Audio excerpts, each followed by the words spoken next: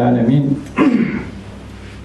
نحمده سبحانه وتعالى ونستغفره ونستهديه ونعوذ بالله من شرور أنفسنا ومن سيئات أعمالنا. من يهده الله فلا مضل له ومن يضلل فلن تجد له وليا مرشدا.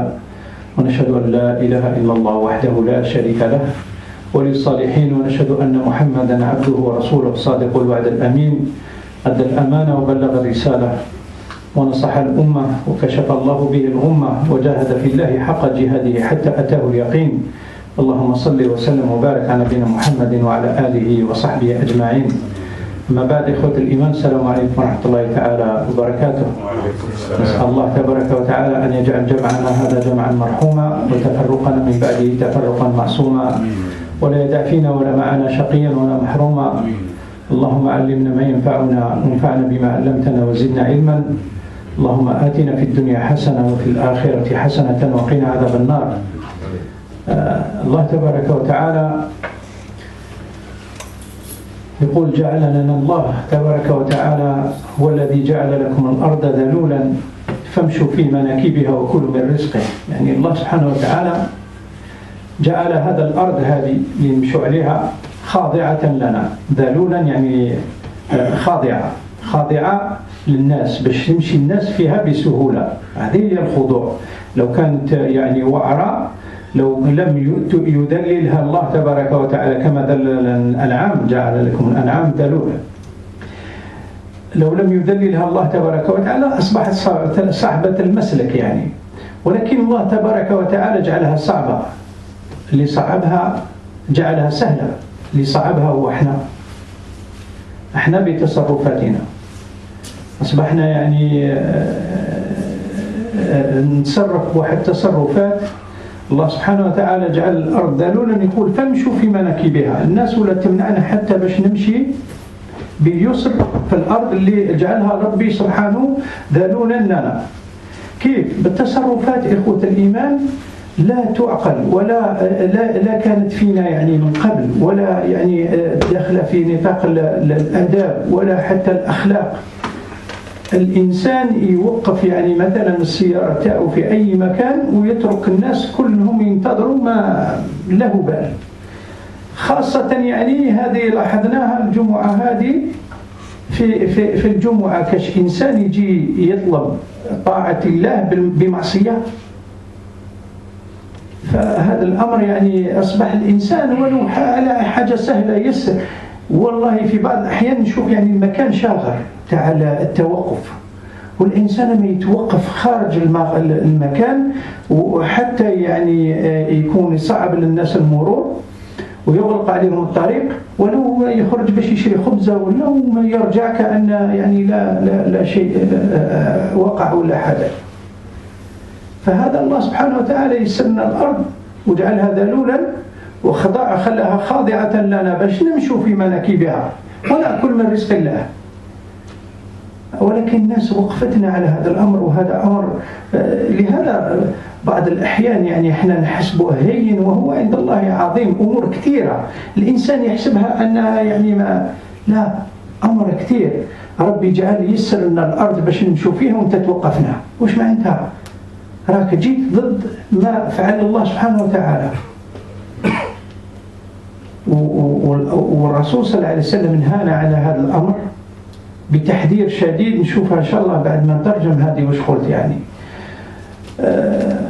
Allah subhanahu wa ta'ala dit dans le sens du verset qu'il vous a soumis la terre, qu'il nous a soumis la terre. Alors parcourez ces grandes étendues et mangez de ce qu'il vous fournit. Allah, voilà ce qu'il nous dit dans le sens du verset. Qu'est-ce que ça veut dire qu'il nous a soumis la terre? Il a soumis la terre pour nous. Il nous l'a fait soumise pour qu'on puisse circuler librement et sans grande difficulté. Voilà le sens profond de la chose. Voilà pourquoi elle est soumise cette terre. Si elle n'était pas soumise, on aurait des obstacles pour franchir, pour marcher, pour parcourir ces grandes étendues. Mais Allah, il nous l'a tellement soumise qu'il n'y a pas un obstacle infranchissable. Les obstacles, c'est nous qui les avons faits, par notre comportement. C'est des choses qui n'existaient pas chez nous auparavant. Et on se rend compte quoi qu'on dise, quoi qu'on fasse, c'est-à-dire que les gens n'accordent pas d'importance à ces choses, alors que c'est énorme auprès d'Allah ce qu'ils sont en train de faire. Je précise que des fois, j'en ai vu personnellement, pas plus tard que tout à l'heure, une place libre, alors que la personne stationne dans l'autre sens, il gêne considérablement la circulation, et la place libre à côté, il ne se gare pas convenablement. Ce qui est encore plus grave, c'est quand tu viens demander l'obéissance d'Allah. Un Jumu'ah, il y a quelqu'un qui a bloqué les gens pour qu'ils puissent sortir. Et comment tu vas demander une obéissance d'Allah avec une désobéissance? Allah, il nous a soumis la terre, et pour qu'on puisse parcourir, et toi tu nous mets des obstacles. C'est toi qui es en train d'entraver ce que Allah nous a facilité. Et le fait de nuire aux gens, c'est parmi les choses les plus graves. Allah tabaraka wa ta'ala nous l'a certes interdit, mais aussi son messager, c'est ce qu'on va voir inshallah ensemble. علاش قلت الرسول صلى الله عليه وسلم يعني حذرنا من هذا الشيء؟ لأن يعني نشوف في الحديث المتفق على صحته، أو يعني بالأحرى على الأقل رواه البخاري ومسلم. فالرسول صلى الله عليه وسلم يحذر ويقول إياكم والجلوس في الطرقات. إياكم، ما معناها إياكم؟ يعني تحذير شديد. والرسول صلى الله عليه وسلم يعني فلنعتبر احنا في بعض الاحيان يعني نقولوا الرسول قال يعني كانه استيقظ الصباح ويجي يقول لك يا ما ديرش هذه ولا عملك كيما احنا وانت وانا والاخر يقول لك لا مثلا نعطي مثال، يقول لك انا ما نحبش الفاكهه هذه، ما نحبش الموز ولا ما نحبش التفاح، ما تاكلش تفاح ماشي مليح. لا، ماهوش نفس الامر. لا ينطق عن الهوى قال الله سبحانه وتعالى، إنما هو وحي يوحى. الرسول صلى الله عليه وسلم عندما يجيه تحذير من الله تبارك وتعالى فيحذرنا أشد التحذير، يقول إياكم والجلوس في الطرقات. فقالوا له يا رسول الله، هذو الصحابة بكري يعني ما كانش مجلس يجلسوا فيه، ما كانش مقهى، وما كانش يعني في بيوت واسعة ويعرض الناس، وما كانش يعني. قالوا له يا رسول الله ما لنا من مجالسنا بد نتحدث فيه. فقال لهم الرسول صلى الله عليه وسلم إن أبيتم إلا الجلوس فأعطوا الطريق حقه. الله أكبر. قالوا ما حق الطريق يا رسول الله؟ الطريق عنده حق؟ أنا تقول لي درك يعني أعطي الطريق حق، وش هو حق الطريق؟ قال رسول الله صلى الله عليه وسلم غض البصر أول شيء، وكف الآذى، ونشوفهم بالتدقيق إن شاء الله، ورد السلام، والأمر بالمعروف والنهي عن المنكر. حتى شيء ما رانا نديرو احنا باش ما نقولش رانا نعملوا العكس، حتى شيء ما رانا نديرو احنا ما عطيناش حق الطريق، ما عطيناش حق الطريق بالتصرفات تاعنا. تصيب الناس جالسين في الطريق ولو كبار وصغار، يعني من إذا كان مر واحد يميزوه من راسه لرجليه، وراه غض البصر. هذا ما نتكلمش عن المرأة يعني بخصوص، حتى الرجل غض البصر، خلي الناس كل واحد مشغول بأمره. أول نقطة كبيرة غض البصر أمرنا بها الله تبارك وتعالى، قل للمؤمنين يغضوا من أبصارهم ويحفظوا فروجهم ذلك أزكى لهم. الله سبحانه وتعالى هذا أمر، كي يعطيك أمر الله طبقته راك طاعت في طاعة الله، ما طبقتوش راك عصيت الله تبارك وتعالى. معصية احنا ما نعطوهاش أهمية. غض البصر الإنسان راه ممكن في الصلاة وعينيه راهم يلعبوا في جهة أخرى. لا، غض البصر عندك يعني خذ وقت، راك في الطريق غض البصر، خلي اللي يجوز يمر، خلي الحرمات يجوزوا يعني بلا ما يتعاداو، خلي الناس بلا ما تخليهش يعني يحس إلا جاب قديان طلوا له الداخل تقريب، إلا كان هذا هو غض البصر على كل شيء، وخاصة على النساء. حرماتنا أختي وزوجتي وأمي وبنتي، هذو هما النساء. إذا ما تشوفهمش بهذا المنطلق ما كان له تشوف النساء. لا شفت في الرسول صلى الله عليه وسلم قالوا أترضاها لأمك أترضاها لأختك؟ الرسول هذا الصحابي هذاك الجاري قالوا لا خلاص. كذلك إخوة الإيمان يعني والله أقل احترام هذا يعني، والإنسان يحترم نفسه أولا ويطيع الله يعني قبل كل شيء، طاعة الله، لأن أمر من الله قل للمؤمنين يغضوا من أبصارهم. ده كان يعني في واحد يعني في يوم من الأيام تكلم معاه امرأة مش ما نشخص من هنا، فقالت له كي نتكلم معاك شوف فيها، قال لها لا، قال أمرني ربي أنا باش نغض البصر، أنت ممكن يعني تعصي الله وأنا ما نقدرش نعصي الله، هذا ما كان يعني هذا هو الفرق. يعني شوف الجرأة، حتى الشيطان يطبع عن كي نتكلم معاك يعني شوفي أنا ما نشوفش فيك، أنا هنا وأتكلم يعني نسمع بودني ولا نسمع بعيني، هذا هو غض البصر يا إخوة الإيمان. قل للمؤمنين يغضوا من أبصارهم ويحفظوا فروجهم، وقل للمؤمنات يغضضن من أبصارهن كذلك. هذه هي احنا يعني غض البصر يعني منعت نفسك ومنعت هذاك الإنسان من الضر من الهلاك. والله لو كان تنظر في إنسان بإعجاب وما تذكرش الله تبارك وتعالى راك ضربته بالعين. وهذا من الأمور يعني شوف الرسول صلى الله عليه وسلم باش نشخص ما ندخلش في موضوع العين لأنه طويل. الرسول صلى الله عليه وسلم يقول أكثر ما يموت من أمتي بعد قضاء الله وقدره من العين. احنا تشوف انسان ما كان لا الله يبارك، هل الرسول صلى الله عليه وسلم هذاك اللي قال لهم من ذكره الانسان اللي كان يعني معاهم كان يتوضا فنزع الثوب تاعو باش يتوضا سقط طاح اغمي عليه، قال لهم من ذكره؟ قالوا له فلان، قال لهم اتجرؤ ان تقتل اخاك فهل برك؟ وش معناتها بركت؟ تقول بارك الله والله يبارك. احنا شوف يعني في عاداتنا القديمة كنا نقول الله يبارك، ممكن يعني الناس ما تعرفش الدين تفسرها لك ولكن كلمة صواب وما شاء الله تقولها على نفسك، لولا دخلت جنتك قلت ما شاء الله. احنا رانا دوك نعكسوا الامور، ولكن اذكر الله. انا نقول لك اذكر الله برك، اذكر الله عندما تشوف حاجة تعجبك قول يعني ما شاء الله، ولا قول الله يبارك ولا قول تبارك الله، يعني ممكن تذكر الله خلاص ما تضربش الإنسان هذا بعين وما تكونش، لأن يعني أرى الإنسان يغلط في هذا الأمور. لو الإنسان هذا أصيب بالعين أنت عن بالك راك منعت من هذا الأمر؟ لا، تحاسب عليه، تحاسب عليه. يقول الله سبحانه تبارك وتعالى يحسدون الناس على ما آتاهم الله من فضله. ممكن يعني في بعض الأحيان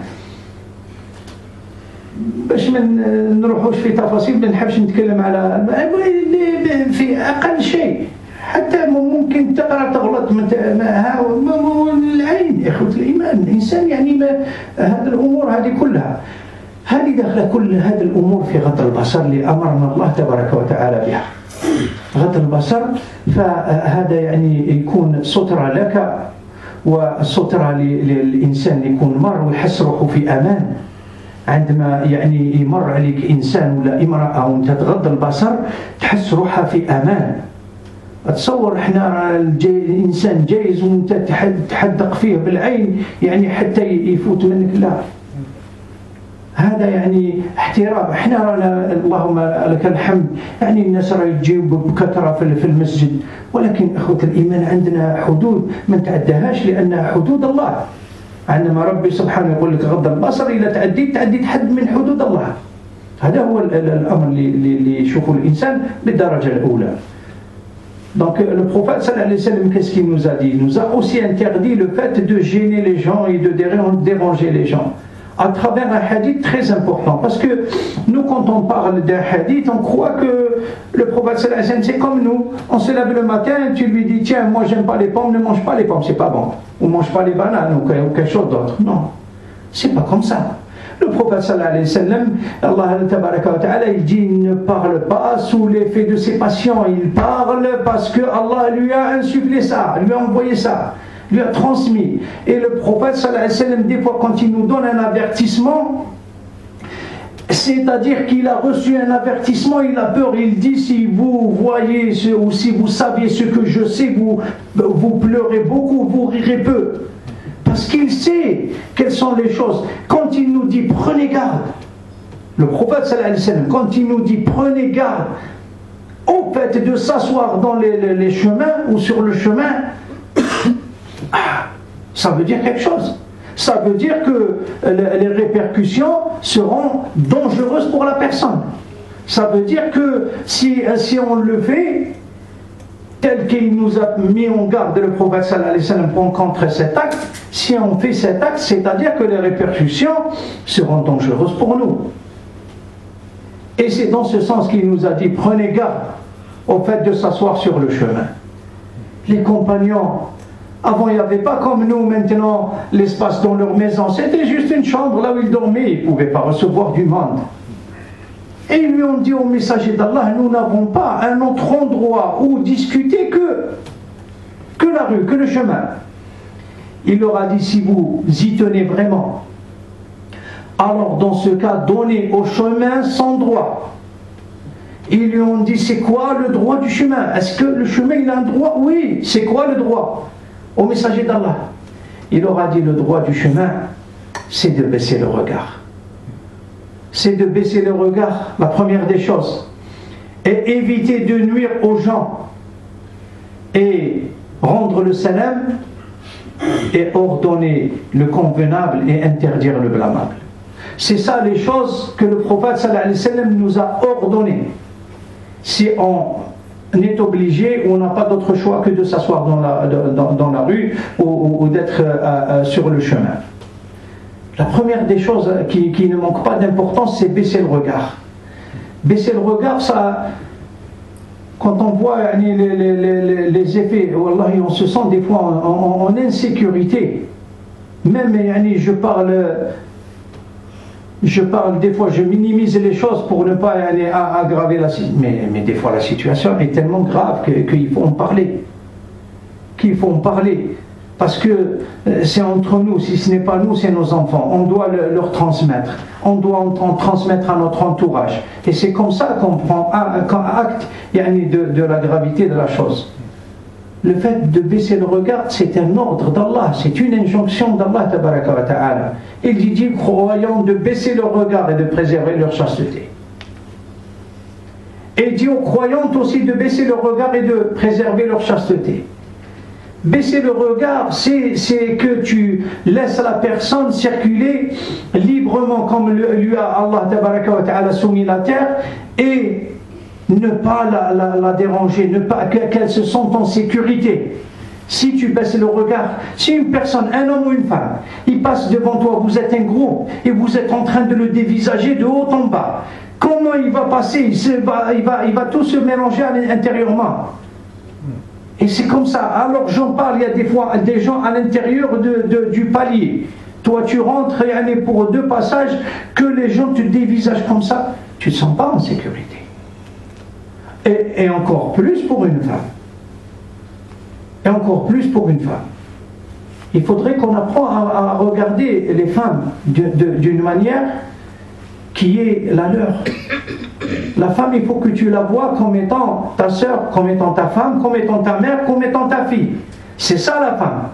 Quelle que soit la situation, c'est ça la femme. Le prophète sallallahu alayhi wa sallam, lorsqu'il a parlé avec la personne qui voulait avoir des relations avec lui, il lui a dit, tu le veux pour ta mère, tu le veux pour ta sœur? Il lui a dit non. Eh oui, mais c'est pareil.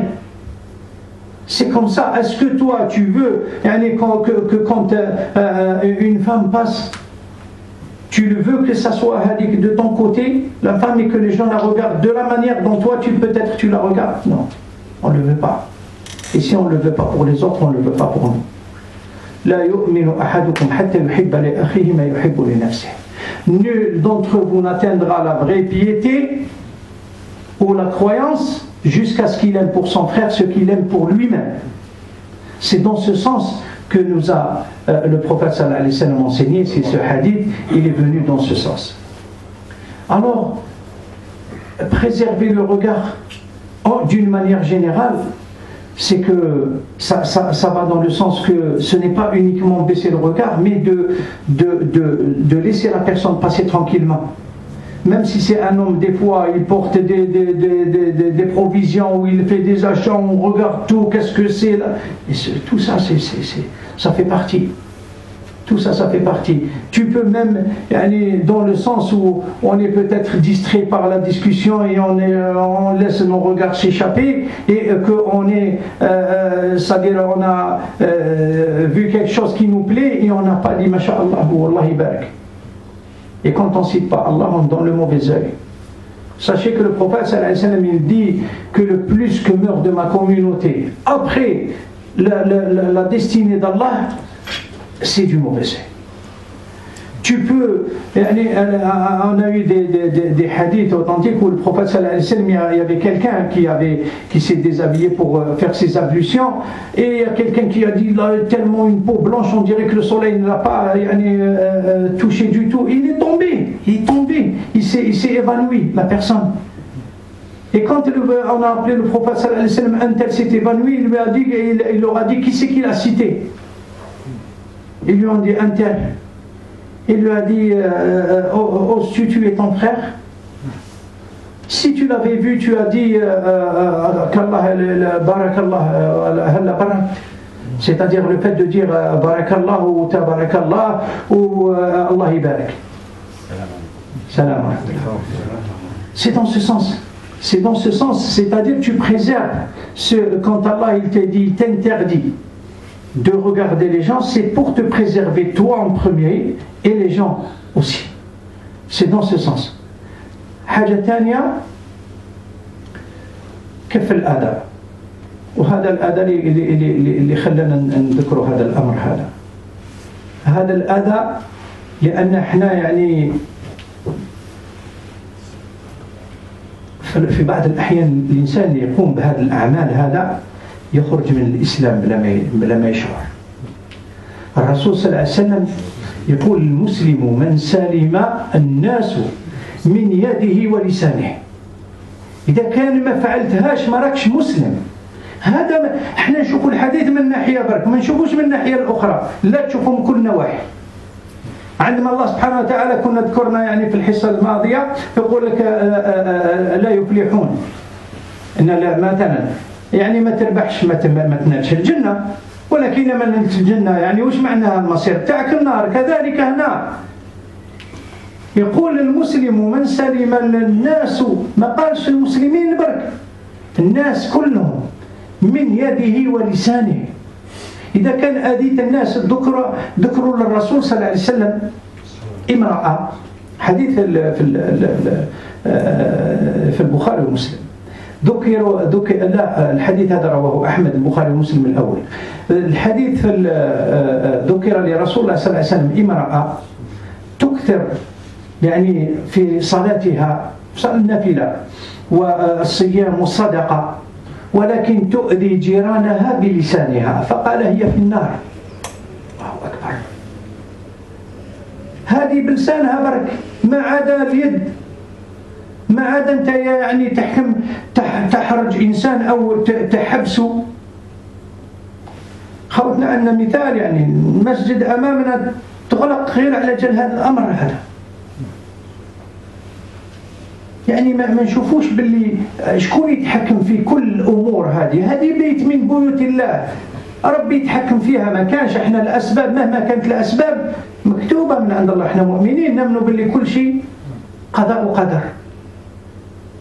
فما تكونش انت السبة لهذا الأمر هذا هو يعني الإنسان. هذه امرأة قالوا له يا رسول الله تكثر من الصيام والقيام والصدقة، ولكن تؤذي جيرانها بلسانها، فقال هي في النار. وذكر له امرأة قليلة الصيام والصدقة والقيام يعني والصلاة كل نافلة، ولكن هذه الامرأة عندها علاقات مع الناس، تحترم الناس، فقال هي في الجنة. هاو عكس هذا، هذه تؤذي وهذه ما تؤذيش. هاو الأذى، كف الأذى أنك ما تؤذيش الناس. هذا إذا كنت مسلم حقيقة ما تأذيش الناس، ما تأذيش، لأن المسلم من سلم الناس من يده ولسانه. إذا كنت تأذي الناس يعني راك الإسلام تاعك ناقص، باش ما نقولش راك خرجت من الإسلام. الإسلام تاعك ناقص، ماهوش كامل. كما يقول الرسول صلى الله عليه وسلم لا يؤمن أحدكم، يعني ما يكتملش الإيمان تاعه حتى يحب لأخيه ما يحب لنفسه. ما يكتملش الإيمان، تبقى مسلم ككل المسلمين، ولكن باش يكتمل الإيمان تاعك حتى تحب لأخيك ما تحب لنفسك. كذلك هنا. وتصور يعني احنا كيف الأذى بالك نقول يعني حاجة موش، لا، حاجة عظيمة. نعطيك الدليل، والدليل هنا في صحيح البخاري ومسلم، أن الرسول صلى الله عليه وسلم ذكر رجلا قال رأيت، شوف الحديث هذا في الصحيح البخاري ومسلم، الرسول صلى الله عليه وسلم يقول رأيت رجلا يتقلب في الجنة في شجرة أماطها من الطريق كانت تؤذي الناس. راجل وجد شجرة يعني تؤذي الناس كي مروا تأذيهم كلها، قطعها هذه الشجرة هذه، قال لأنها تؤذي الناس قطعها، إماطة الأذى من الطريق، قطعها ودرها. الرسول صلى الله عليه وسلم رآه يتقلب في الجنة. ما معنى يتقلب؟ يعني من مكان لمكان، يتفسح في الجنة في هذا الشجرة برك. شوف يعني الرسول صلى الله عليه وسلم أعطانا أمثلة في بعض الأحيان، يعني أمثلة في الإيمان. المرأة اللي أعطت كلب يشرب لأنها خلق الله، لأنها آمنت أعطته في سبيل الله، ولو كان الأعمال تاعها كلها ما يعني غير صالحة، إلا عمل واحد ربي دخلها به الجنة. وهذا الرجل يتقلب في الجنة حيث يشاء، يعني يسير من اليمين للشمال ويتفسح في الجنة. لماذا؟ قطع شجرة كانت تأذي الناس. الإيمان يقول الرسول صلى الله عليه وسلم، حديث في مسلم يقول الرسول صلى الله عليه وسلم الإيمان 70 شعبة، أولها لا إله إلا الله، وآخرها إماطة الأذى من الطريق. إماطة الأذى من الطريق. احنا لا موش نميط الأذى من الطريق، احنا نوضع الأذى في الطريق. إذا كان هذا الرجل ادخل الجنة في شجرة كانت تأذي الناس، شجرة كانت تأذي الناس خلقها الله تبارك وتعالى، ولكن ربي يشوف يعني المثل لينا، ربي أعطانا المثل باش كل واحد فينا يشوف باللي إماطة الأذى حاجة اللي ما تعطيهاش أهمية، نحاها الإنسان دخل بها الجنة، واللي يديرها ما بالك المصير تاعه. إذا كان هذا أماطها دخل الجنة، واللي وضعها هو باش يأذي الناس، كيفاش راح يدخل الجنة؟ لا، هذا هو المشكل تاعنا. احنا ما ننظروش الأمور بهذا المنظور هذا. لو كان ننظروا لهذا الأمور بهذا المنطلق هذا، أن الإنسان يأذي الناس، أذية الناس من أعظم الأمور. احنا راهم في بعض الأحيان أكبر، لأن الناس بصفة عامة من أعظم الأمور. ما بالك الجار؟ أضربها في 2 أقل شيء. لماذا؟ الرسول صلى الله عليه وسلم يقول لا يزال جبريل يوصيني بالجار حتى ظننت أنه سيورثه، يورثني الجار، يوصيني به جبريل عليه السلام. يقول كذلك جاء في السلسلة الصحيحة. الرسول صلى الله عليه وسلم يقول أذية الجار تذيب الذنوب كما تذيب الشمس الجليد. أذية الجار، الإنسان اللي يأذي جاره تذوب الحسنات تاعو، تذيب الحسنات كما الشمس تذيب الجليد. شفت الشمس كي تضرب في الجليد ويذوب، كذلك تذوب الحسنات تاعك، لأن الإنسان أذى الجار تاعو. هذا هو قلنا ضعفين، موش يعني نفس آذى وزايد آذى تاع الجار أنهم جيران. المفروض يعني الإنسان نتكلم بصفة عامة، ولكن خاصة في الصلاة، هذا يعني ما نكونوش سب احنا في بيت من بيوت الله، احنا شفناها بعيننا، منعوا لهم الجمعة في مسجد لأنهم آذوا الجيران، ووقفوا السيارات تاعهم، يعني تجي دير طاعة معصية. وين هذا؟ وين هذا أنت ما تخممش يعني. نسأل الله تبارك وتعالى أن يثبتنا إخوة الإيمان. Le deuxième point qui ne manque pas d'importance, c'est ça qui nous a laissé faire ce rappel. C'est le fait que le prophète sallallahu alayhi wa sallam, il dit après que de baisser le regard, c'est de ne pas porter préjudice ou de ne pas faire du tort aux gens. De ne pas faire du tort aux gens, parce que si tu dois rester dans le chemin, parmi les droits du chemin, c'est de ne pas faire du tort aux gens. Ne pas nuire. Maintenant, on est devenu nuisible et on ne se rend pas compte. Ou des fois on se rend compte, mais on s'en fout, à la rigueur. C'est-à-dire qu'on n'accorde pas d'importance du tout. Alors que c'est une chose qui est très grave. Qui est très grave, pourquoi? Parce qu'on va voir la gravité de la chose doucement. Il dit le prophète sallallahu alayhi wa sallam, le musulman, c'est celui dont les gens ne craignent pas sa nuisance, ni à travers les mains, ni à travers sa main, ni à travers sa langue. Mais si les gens, tu nuis aux gens à travers ta main ou à travers ta langue, ton islam n'est pas complet. L'islam, c'est la base déjà. Il y a musulmans, ensuite croyants, ensuite bienfaisants. Mais on ne parle pas des croyants, on n'atteint pas ce degré. Mais le fait d'être musulman, déjà, ton islam n'est pas complet. Parce que tu es nuisible pour les gens. Alors le prophète sallallahu alayhi wa sallam, il a cité une femme. On lui a dit, comme rapporté par Bukhari Muslim dans le hadith, non, je confonds toujours, ça c'est l'imam Ahmed qui l'a rapporté. Dans le hadith, on lui cite une femme qui multiplie les prières surrogatoires et qui multiplie les jeûnes et qui fait de l'aumône, qui donne l'aumône. Mais c'est juste qu'elle est nuisible, qu'elle nuit à ses voisins par sa langue, pas par sa main, par sa langue. Il leur a dit, le prophète sallallahu alayhi wa sallam, elle est en enfer. Et ils lui ont cité une autre femme qui fait peu de bien, ou elle fait peu de bien, mais elle rend service aux gens. Elle a de bonnes relations avec ses voisins. Il leur a dit, allez au paradis. Alors la première, pourquoi? Juste qu'elle est nuisible à travers sa langue, qu'elle nuit avec sa langue, elle nuit à ses voisins, elle est en enfer, qu'Allah nous en préserve. Alors qu'en est-il de nous si on est nuisible avec nos mains?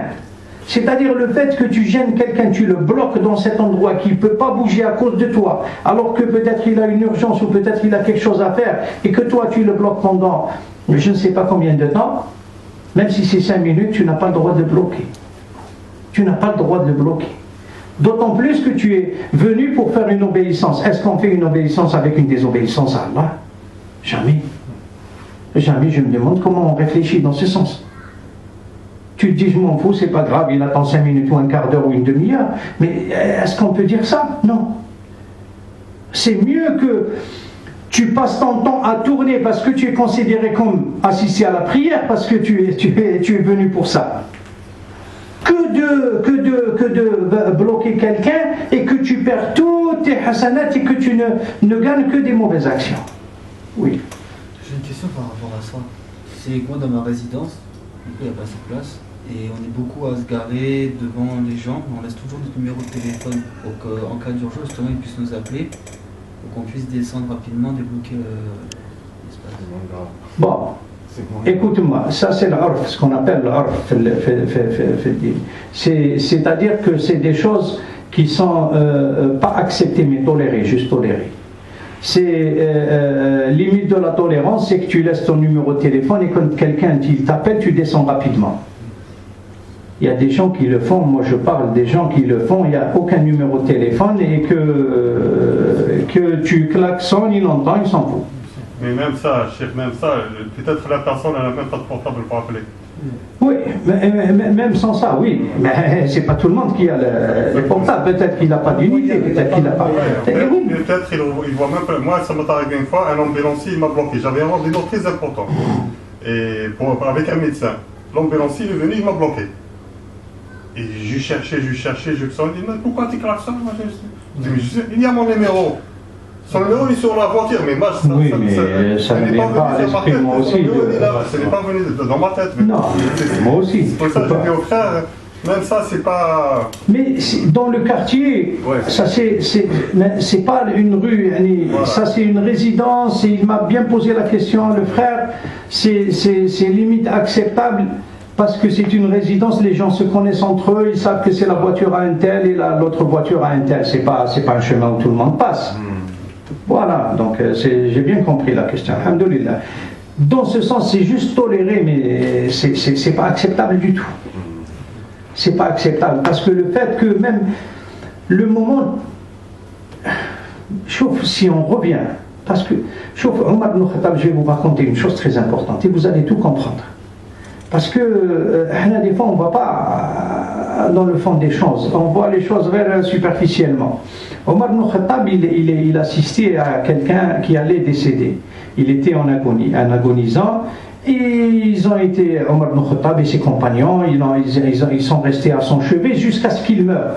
Quand il est mort, Omar ibn Khattab, il a éteint la bougie. Ils lui ont dit au commandeur des croyants, Amir al-Mu'minin, Omar, tu nous laisses dans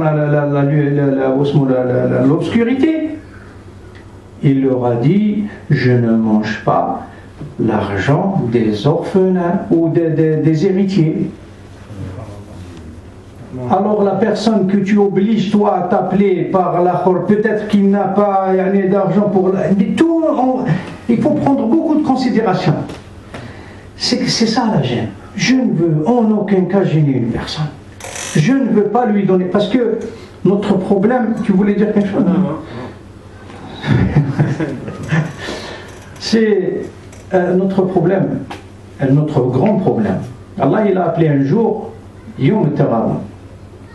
يوم التغابن يعني من الغبن هذا تاع اليوم هذا أنك الناس اللي تحبهم تشوفهم أمامك أمك وأبوك يوم القيامة يوم الحساب والعقاب ما تقدرش تعطيه حتى حسنة واحدة وتعطيها للإنسان اللي كرهته وانت درت فيه الشر ودرت فيه وهدرت فيه وآذيته. ها هو المشكل الكبير، ها هو يوم التغابن تاع الحقيقي. Le jour du grand malheur, si je peux me permettre la traduction, parce que c'est le jour de la résurrection. Pourquoi le grand malheur? Parce que c'est le jour où tu vois ton père, tu vois les gens que tu aimes, tu vois ta mère, tu vois tes parents, ta famille, tu vois peut-être ton épouse, mais tes enfants, tu ne peux pas leur donner une seule des hasanat. C'est Allah, c'est pas toi. Tu ne peux pas leur donner une seule hasanat, mais tu vas la donner à ton ennemi que tu as gêné un jour parce que tu lui as causé un préjudice.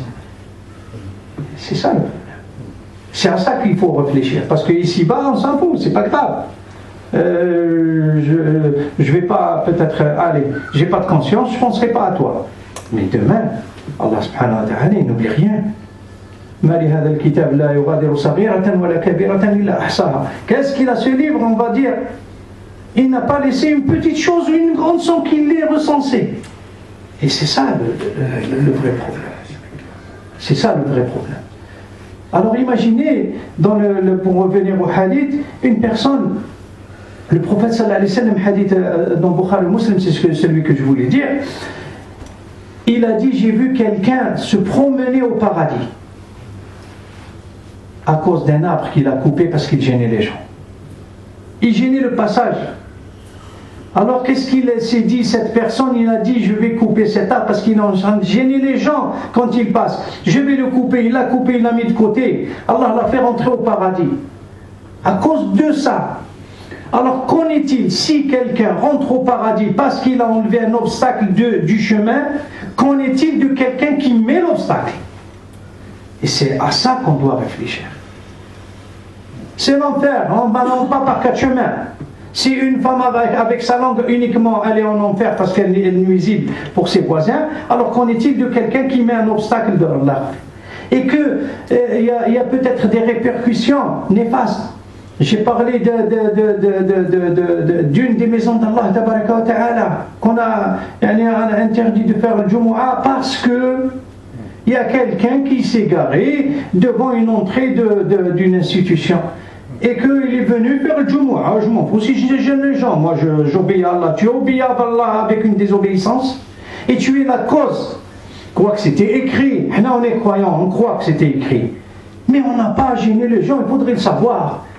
Allah il nous a interdit ça et son messager aussi. Et que je ne veux en aucun cas être la cause de ça. C'est la maison d'Allah. Qu'est-ce que je vais répondre à Allah? J'attends la miséricorde d'Allah pour entrer au paradis alors que je vais l'affronter. Mais c'est à ça qu'on doit réfléchir. Alors si la nuisance des gens est déjà interdite, et c'est grave, qu'en est-il du voisin que le prophète sallallahu alayhi wa sallam il dit que Jibril alayhi salam ne cesse de me recommander le voisin jusqu'à ce que j'ai cru qu'il allait le faire hériter de moi. Et il m'a tellement recommandé le voisin que j'ai cru qu'il va me dire que c'est lui qui va t'hériter, c'est pas ta famille. Vous voyez pourquoi il nous personnalise comme ça, il donne cette métaphore pour qu'on puisse comprendre que c'est tellement important. Alors la nuisance des voisins,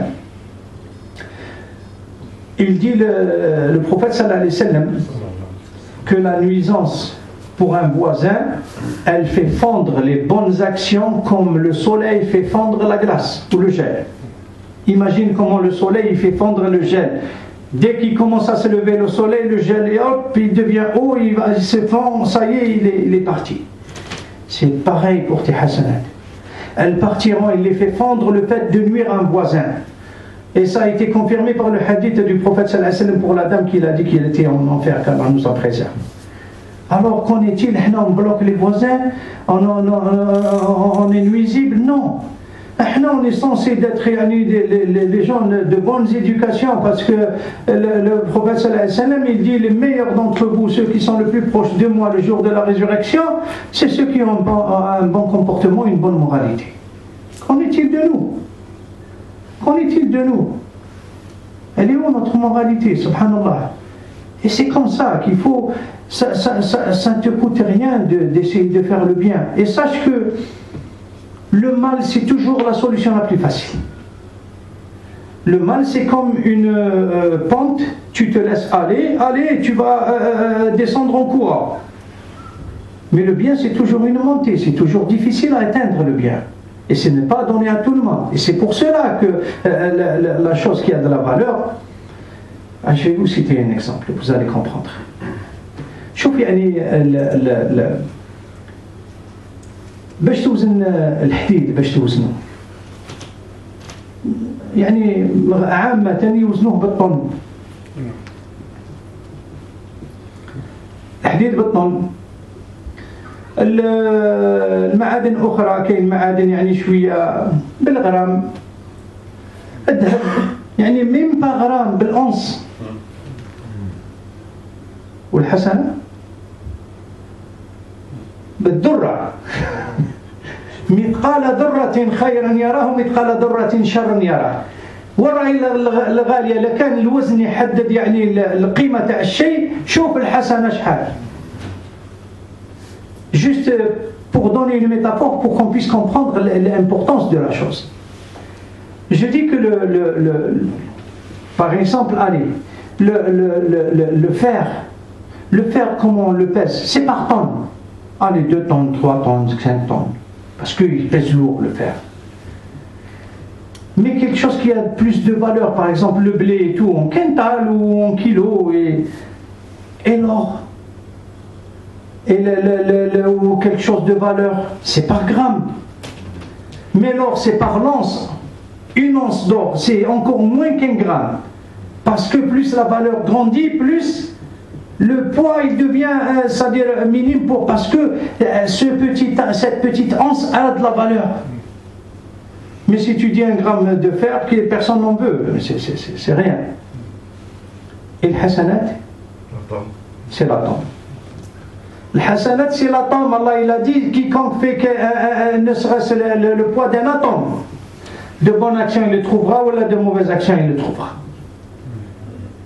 Ça vous donne l'importance, ou ça vous donne une idée sur la valeur de l'hasanat.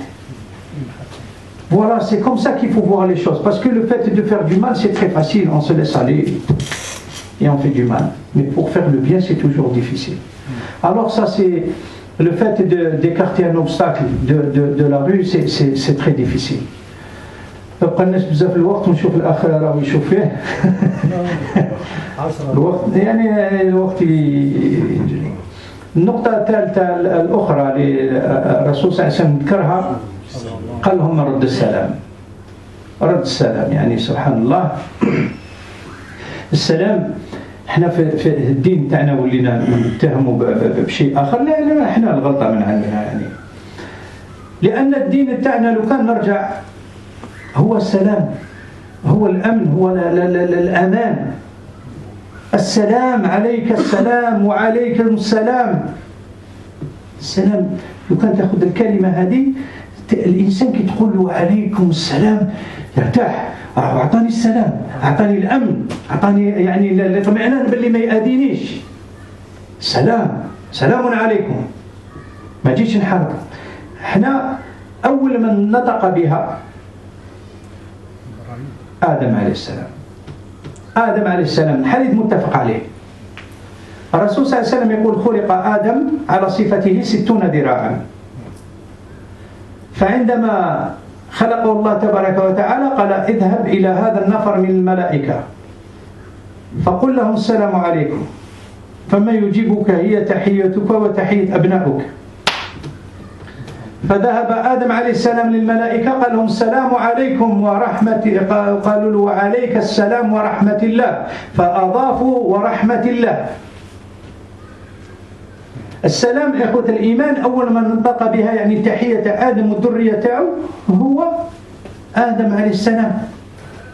هاو السلام الأول اللي ينطق بالسلام الله تبارك وتعالى أمره باش يطلق السلام. احنا واش ماناش فاهمين رد السلام في بعض الأحيان الإنسان تقول له السلام عليكم في وجهه يشوف فيك وما يجاوبش. لو كان ما نقولكش ما نؤثمش مانيش مؤثم ما عنديش إثم لأن يعني السلام سنة ولكن الجواب فرض. إذا حييتم بتحية فردوا بأحسن منها فحيوا بأحسن منها أو ردوها أقل شيء تردها قولوا عليكم السلام. هي في الحقيقة ربي يطلب منك باش ترد بأحسن منها باش تحيي بأحسن منها. إذن الإنسان اللي تقول له السلام عليكم انت راك سنة طبقت سنة وراك مأجور. هذاك اللي دخل المسجد وقال السلام عليكم وجاوب وعليكم السلام ورحمة الله قال السلام عليكم قال 10 السلام عليكم ورحمة الله 20 السلام عليكم ورحمة الله وبركاته قال 30. قالوا له ماذا يا رسول الله؟ قال لهم اللي قال السلام عليكم عنده 10 حسنات اللي يقول السلام عليكم ورحمة الله عنده 20 وذاك اللي الأخير قال ورحمة الله وبركاته عنده 30 حسنة. هاو يعني انت راك مأجور ولكن هذاك الإنسان إلا كان ما جاوبكش راهو مأثوم ولكن فرض كفاية. إذا كان جماعة يخص واحد يكفي واحد برك يرد السلام خلاص تسقط على الجماعة. ولكن هذا هو السلام إخوة الإيمان. راك تعطي السلام للإنسان الرسول صلى الله عليه وسلم يعني سألوا أبا ذر عدة أسئلة وقال له يعني إن عجزت عن العمل يعني أنا ما قدرتش نعمل العمل الصالح قال له يعني قف شرك عن الناس راك تجزى عليه. وفي رواية أخرى سألوه ما أحسن العمل قال له أن تطعم الطعام وأن تسلم على من تعرف ومن لم تعرف. ولو احنا صعيبة شوية هنا لأن الناس يشبهوا في بعض الأحيان يعني في بعض الأحيان طرائف. يعني أنا شفت إنسان ملتحي هكذا أمامي بعد قلت له السلام عليكم قاعد يشوف فيها هكذا وبعد حتى نشوف عنده في بعض قلت خلاص. ولا في بعض الأحيان تغلط يعني ماشي مشكل ولكن ما تقولش الحمد لله تقول السلام اللي تعرفوا اللي ما تعرفوش. تشوف جماعة يعني هكذا جايز عليهم أمام مسجد ولا في قامج ولا في حي هكذا من الأحياء تقول السلام عليكم راك أعطيت الأمان نفسك كل يوم وربي يعني رجعوا لك السلام راك فيها آمن. هذا هو السلام. السلام quand je parle de salam c'est le premier qui a prononcé salam, c'est Adam. Adam alayhi salam. Salam, c'est un nom qui a toute son importance normalement chez les musulmans. Pourquoi? Parce qu'il veut dire paix. Quand tu vas dire la paix, c'est notre salut, c'est de dire paix aux gens, paix sur toi. Quand tu lui dis paix sur toi, c'est-à-dire tu lui donnes la paix, il te donne la paix. Alors que nous, maintenant, on ne comprend même pas le sens profond de la chose. Notre salut suffit à savoir qui nous sommes. C'est-à-dire on donne la paix à la personne et il nous donne la paix. Et la paix aussi pour toi. C'est ça la réponse. Et qu'on est tranquille parce que la personne, il nous a donné la paix, on lui a donné la paix. Et c'est ça notre salut. Le premier qui l'a prononcé, c'est Adam. Allah tabaraka wa ta'ala, le prophète sallallahu alayhi wa sallam, il dit quand Allah tabaraka wa ta'ala a créé Adam, quand Allah azza wa jalla a créé Adam, sous sa forme réelle, 60 pieds, 60 pieds.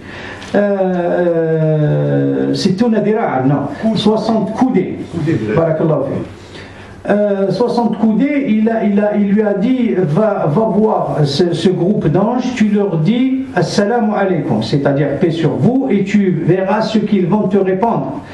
C'est ton salut et le salut de tes enfants, il lui a dit. Alors Adam alayhi salam, il est parti voir les anges, il leur a dit assalamu alaykum. Ils lui ont répondu wa alayka salam wa rahmatallah. Ils lui ont rajouté rahmatallah et c'est le salut normalement. Ce qu'on n'a pas compris dans le salut, dans salam, c'est que le fait de passer salam, des fois tu passes salam à quelqu'un en face de toi, les yeux dans les yeux, il ne te répond pas. C'est pas grave. S'il ne te répond pas, tu as gagné des hasanat, parce que le prophète sallallahu alayhi wa sallam, une fois, une personne est rentrée à la mosquée, il a dit salam alaykum, il lui a dit 10. L'autre, il a rentré derrière lui, il a dit salam alaykum wa rahmatullah, il lui a dit 20. Et le troisième, il a dit salam alaykum wa rahmatullah barakatuh, il a dit 30. C'est-à-dire le fait que tu dis salam alaykum, tu as dit hasanat. Wa rahmatullah, tu as 20, wa rahmatullah barakatuh, tu as 30. Toi, tu es récompensé. Mais ce qu'on ne sait pas, nous, c'est que le fait de dire salam c'est une sunna, mais le fait d'y répondre c'est une obligation. Allah tabaraka wa ta'ala nous l'a obligé. Il dit Allah tabaraka wa ta'ala, si vous êtes salué par un salut, rendez meilleur qu'elle ou pareil ou la même chose. C'est-à-dire si on te dit salam alaykum wa rahmatullah, minimum tu dis wa alaykum salam wa rahmatullah. Mais Allah il te demande de rendre par meilleur qu'elle. Si au minimum tu réponds par l'appareil, par la main. C'est ça ce qu'on n'a pas oublié. Le fait de répondre c'est une obligation, mais le fait de dire salam c'est une sunna et tu es récompensé. Alaykum salam wa rahmatullah. Et salam c'est un devoir de suffisance. Il suffit que quelqu'un dise salam et quelqu'un dans le groupe il répond alaykum salam, allez c'est bon, ça y est, ça suffit, ça tombe pour les autres, ils ne sont pas obligés de répondre. Voilà ce qui concerne salam. Le prophète sallallahu alayhi wa sallam, la première des choses qu'il est arrivé à Médine, il a dit at'imu at-ta'am wa afshu as-salam wa sallu bil-layli wan-nasu niyam tadkhulu al-jannata bi salam. La première des choses qu'il dit quand il est arrivé à Médine, il leur a dit donnez à manger, c'est-à-dire aux nécessiteux, et propagez le salam entre vous et priez la nuit pendant que les gens dorment, vous rentrez en paix au paradis. Voilà ce qu'il leur a dit. Il y a quelqu'un qui a posé la question au prophète sallallahu alayhi wa sallam, quelle est la meilleure des choses? Il dit, c'est-à-dire donner de la nourriture et de dire salam à celui que tu connais et à celui que tu ne connais pas. Voilà comment salam il a toute sa considération dans la religion. La chose maintenant, il nous reste 9 minutes à l'iqama, on va les exploiter incha'Allah. Maintenant, النقطة الرابعة الله سبحانه وتعالى يعني يأمرنا بالأمر بالمعروف والنهي عن المنكر والرسول صلى الله عليه وسلم يقول يعني من حق الطريق أن الإنسان يأمر بالمعروف وينهى عن المنكر. تصور لو كان يعني كل الناس اللي جالسين عليكم السلام تصور لو كان كل الناس اللي جالسين في الطرقات ينهوا يأمرون بالمعروف وينهوا عن المنكر ما يكونش المنكر وما يكونش يعني غير المعروف غير الخير. سبحان الله احنا كلنا جالسين في حي واحد 70 يعني جماعة واحد ما يأمر بالمعروف ولا ينهى عن المنكر. يقول الرسول صلى الله عليه وسلم والله لتأمرون بالمعروف وتنهون عن المنكر أو يوشك الله لكم بعذاب منه ثم تدعونه فلا يستجيب لكم. أنا فيها نحوس بعيد ما تروحش بعيد. رانا بالمرض والآذى والآفات وكل شيء وندعو الله وما يستجيبش له. هذه لأن كنا الله تبارك وتعالى قال كنتم خير أمة أخرجت للناس تأمرون بالمعروف وتنهون عن المنكر. شكون خير أمة أخرجت للناس؟ هم الذين يأمرون بالمعروف وينهون عن المنكر. لو كان تشوف واحد راح يحطم حاجة ولا يكسر حاجة ولا يخرب ولا وتقول له لا وتكلم معاه، ولكن ادعو إلى سبيل ربك بالتي هي أحسن، يعني ادعو إلى سبيل ربك بالحكمة والموعظة الحسنة. فهذا لو كان تأمر بالمعروف وتنهى على هذا المنكر هذا ما يديرهاش قدامك، ولو يعني بالك في بعض الأحيان يحشم منك ولا يقدرك ولا يحترمك وما يديرهاش. وانت كي تأمر بالمعروف وتنهى عن المنكر ما تخافش من هذه الأمور، لأن الله تبارك وتعالى يقول وكان حق علينا نصر المؤمنين. راك مؤمن، راك تأمر بالمعروف في سبيل الله، ما حق على الله باش يكون معاك، يساندك الله وينصرك. هذا هو الأمر. يعني الله سبحانه وتعالى يقول كنتم خير أمة أخرجت للناس تأمرون بالمعروف تنهون عن المنكر، وإن لم فعلناش نكونوا مش خير أمة، نكونوا يعني أرض الأمة. هذه هي. لهذا الرسول صلى الله عليه وسلم يعني في القسم في الحديث يعني يقول والله لا تأمرون بالمعروف وتنهون عن المنكر وإلا يوشك الله لكم بعذاب منه فتدعونه فلا يستجيب لكم. هذا أمر صعيب، أمر صعيب. يعني ما نش نقول تغيير المنكر، هذه حديث يعني آخر، وحديث يعني يتطلب أمور كثيرة. الرسول صلى الله عليه وسلم يقول من رأى منكم منكرا فليغيره بيده فإن لم يستطع فبلسانه فإن لم يستطع فبقلبه وذلك أضعف الإيمان. نعم حديث صحيح، ولكن فيه بعض التفاسير تاع بعض العلماء نأخذ منهم ابن تيمية يعني رحمه الله، شيخ الإسلام ابن تيمية يقول يعني في هذا السياق يقول تغيير المنكر باليد يقول للحاكم وأعوانه، ويقول يعني باللسان للعلماء، للناس اللي يكونوا أهل الدين وأهل العلماء هم اللي يتكلموا في هذا الأمر هذا، يعني لأهل الدين بصفة عامة يتكلموا لأن يعني مكلفين بهذا الأمر. ويقول يعني تغيير بقلبك بالدعاء، ما هوش يعني بقلبك أنت تقول ماشي مليحة، لا تدعي. إذا كان الإنسان ما هوش تدعي له بالهداية، الشيء الوحيد اللي تقدر تدعيه للمسلم والكافر وغير ذلك هو الهداية. تقول اللهم اهديهم يا رب. هذه الهداية تقدر تدعي بها لكل واحد، ما تقدرش تدعي له بأمور أخرى. يعني بعض العلماء يقول لك لو كان مثلا واحد إنسان معوج وانت تقول له مرض ويقول الله يشفيه ويشفيه الله، تكون ويزيد يعاود يرجع للمعاصي تاعو تشاركوا فيها. وما سبحان الله. حدث لك الله يلمبويا الناس واحد القرية قال له هدمهم كاع، لا نجي روتورني قلت يلا جي تخوفي كلكم دو فيو لا تبدا منه باسكو ما ينهيش على المنكر. شوف السيسا الأمر بالمعروف والنهي عن المنكر، يعني احنا نرجع إلى الله خير أمة أخرجت للناس. الله خير أمة أخرجت للناس تكونوا إلى تنهيوا تأمروا بالمعروف وتنهوا عن المنكر. والأمر بالمعروف والنهي عن المنكر دائما يكون بالطريقة اللي أمرنا بها الله تبارك وتعالى، مش بالقوة ولا حاجة أخرى. يقول الله تبارك وتعالى ادعو إلى سبيل ربك بالحكمة والموعظة الحسنة. ونذكر على سبيل المثال يعني الحسن والحسين عندما يعلموا إنسان الوضوء، شافوه ما يحسنش الوضوء تاعو، قالوا له يعني تفصل بيناتنا احنا باش ما نعرفوش الوضوء، فقعد يشوف فيهم توضأ واحد وتوضأ الآخر نفس الوضوء، قال لهم بارك الله فيكم أنني ما نعرفش نتوضأ. يعني هذا هو هذه الحكمة.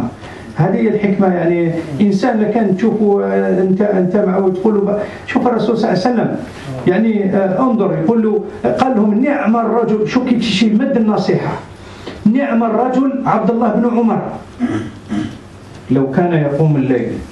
من اللي سمعها ما حبش من قيام الليل سبحان الله.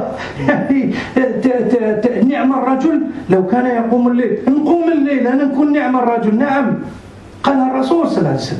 يعني هذا هو يعني تهيئ المكان، تهيئ المكان. ولو تشوفوا يدير أمر معوج باش تقول له حبس مباشرة ولا قول له السلام عليكم، تهدنوا بعد ننصحوا. هذه هي وإن شاء الله ربي يعيننا على هذا الأمر. Rapidement, je vais essayer de traduire ce que je viens de dire. C'est le fait de commander le convenable et interdire le blâmable. Commander le convenable et interdire le blâmable, Allah tabaraka wa ta'ala dit dans le sens du verset: vous étiez la meilleure nation sortie pour les gens, vous commandez le convenable et vous interdisez le blâmable. Par Allah, si on commandait le convenable et on interdisait le blâmable à chaque fois qu'on s'assoit dans les rues, personne ne fera quoi que ce soit. Aucun mal ne sera fait. Parce qu'on est là pour justement interdire le blâmable et ordonner le convenable. Si on voit quelque chose de donné, on va ordonner le convenable et qu'on aide la personne à faire le bien et éviter le mal. Et puis, sachant qu'il y a il y a quelque chose que le prophète sallallahu alayhi wa sallam dans un hadith, il jure par Allah. Il jure par Allah. Il dit par Allah: vous commanderez le convenable et interdisez le blâmable, sinon Allah vous donnera un châtiment de sa part, et vous l'invoquez et il ne répond pas à vos invocations ou il ne vous exauce pas. On est en train de vivre ça. Parce qu'on voit les choses, on se détourne. Et peut-être on se dit, j'ai peur moi, parce que ils vont me dire, ou là ils vont me frapper, ou là ils vont faire ceci. Non. Allah tabaraka wa ta'ala dit qu'il est de notre devoir de soutenir les croyants, de les rendre victorieux. Allah il te soutient. Mais sache comment procéder. Ce n'est pas avec la mauvaise manière aussi. Parce que si... Je vais donner un exemple pour qu'on puisse comprendre. Des fois, on va de la même manière que procèdent les gens et on va essayer de leur demander de faire le bien avec leur méthode. C'est comme si qu'un chien, quand il te mord, tu le mords toi aussi. Non. En disant c'est pas bien ce que tu as fait. Non, c'est pas ça. C'est pas ça. Si lui, il m'a mordu, c'est sa manière de faire, et moi j'ai ma manière de faire aussi. Donc je vais, comme l'a dit Allah tabaraka wa ta'ala, appelle vers le chemin, dans le sens appelle vers le chemin de ton Seigneur, avec avec sagesse et la bonne prêche. Et la bonne prêche, la bonne allocution, la bonne parole. C'est-à-dire comme les deux enfants de Ali ibn Abi Talib, Hassan et Hussein, ils ont vu quelqu'un qui ne savait pas faire ses ablutions. Ils lui ont dit, Barakallahu fik, notre femme, moi et mon frère, on ne sait pas comment faire les ablutions. Est-ce que tu peux nous dire lequel d'entre nous il le fait bien? Ils ont fait la même chose, les deux. À la fin, il leur a dit, c'est moi qui ne sais pas faire mes ablutions. Barakallahu fikum. Oui, mais c'est ça. C'est la bonne manière. C'est pas lui dire, il est plus âgé qu'eux. Ils vont lui dire, toi, tu ne sais pas faire tes ablutions. Il va leur dire, non, je sais. Et peut-être il ne va plus revenir. Non. Rasul sallallahu alayhi wa sallam, il lui a dit, quel merveilleux homme que Abdallah ibn Omar. Il l'a préparé, pourquoi? Pour lui donner un conseil, pour qu'il passe bien, pour qu'il passe et qu'il le comprend. Il lui a dit, quel meilleur homme, Abdallah ibn Omar, si seulement il veillait la nuit en prière. Depuis, Omar n'a pas cessé de prier la nuit, parce que le message est passé avec douceur. Et il lui a dit, mais bien sûr, je suis le meilleur des hommes. Et quel meilleur homme? Je le serai. Parce que voilà, ce que c'est le prophète qui l'a dit. Et c'est dans ce sens, si on appelle vers le chemin d'Allah tabaraka wa ta'ala, on sera la meilleure communauté, ou la meilleure nation qui a été sortie pour le monde. On ordonne le convenable et on interdit le blâmable. نفعني الله وإياكم بالقرآن العظيم وما جاء فيه من الآيات والذكر الحكيم بسم الله الكريم أقول قولي هذا واستغفر الله العظيم لي ولكم من سائر المؤمنين استغفروه إنه هو الغفور الرحيم بارك الله فيكم